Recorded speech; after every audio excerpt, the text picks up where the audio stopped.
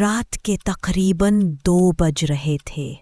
सड़क सुनसान थी और बारिश के बाद की ठंडी हवा में नमी बसी हुई थी।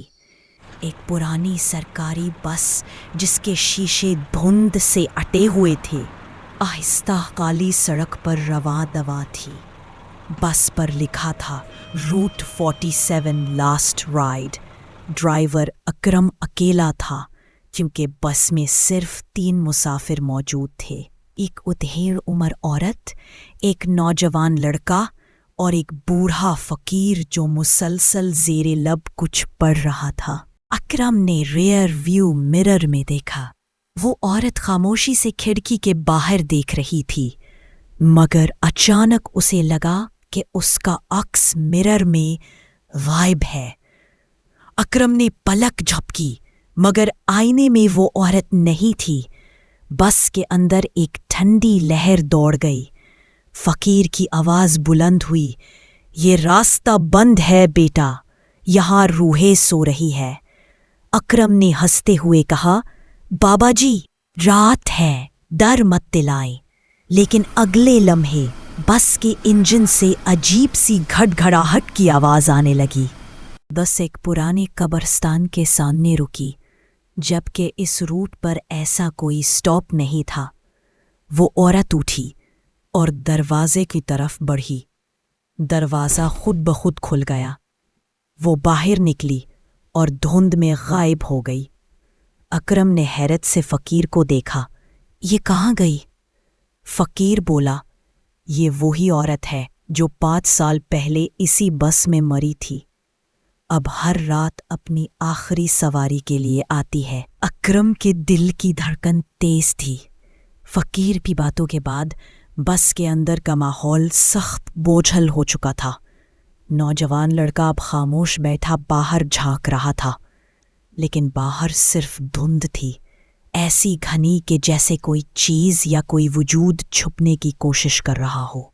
अचानक फ़कीर ने अकरम से कहा, बस बंद कर दे बेटा, ये सड़क अब जिंदों के लिए नहीं है। अकरम ने घबरा कर ब्रेक दबाया, मगर ब्रेक काम नहीं कर रही थी। बस खुद ब खुद कब्रिस्तान के अंदर जाने लगी। इंजन बंद हो गया, लाइट्स टिमटिमाने लगी। बस के अगले दरवाजे के पास वही औरत दोबारा नजर आई, मगर इस बार उसका चेहरा धुंध में धुंधला नहीं, बल्कि बिल्कुल सफ़ेद और बेजान था। उसकी आंखों से पानी नहीं, खून के कतरे बह रहे थे। अकरम चीखा, तुम कौन हो? औरत आहिस्ता से बोली, मैं वो हूं जिसे तुमने रोका नहीं था। अकरम की याददाश्त झटके से वापस लौटी।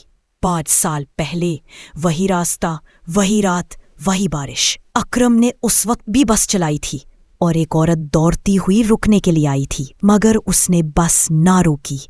औरत सड़क पर फिसल गई, बस के नीचे आ गई। अकरम के हाथ कांपने लगे। नहीं, मैंने जानबूझकर नहीं किया था, औरत ने सर्द लहजे में कहा। हर रात उसी वक्त उसी जगह मैं अपनी आखिरी सवारी के लिए आती हूँ, ताकि तुम्हें याद रहे कि जुर्म कभी नहीं सोता। ये कहकर वो आहिस्ता आहिस्ता धुंध में तहलील हो गई। फ़कीर ने अपना मखोटा उतारा। वो खुद बस कंपनी का पुराना कंडक्टर था जो इसी हादसे में मर गया था। अब तुम्हारी आखिरी सवारी शुरू हो चुकी है अकरम। अकरम ने आईने में देखा। नौजवान लड़का गायब था, सीटें खाली थी, सिर्फ वो खुद था और फ़कीर की मधम हंसी।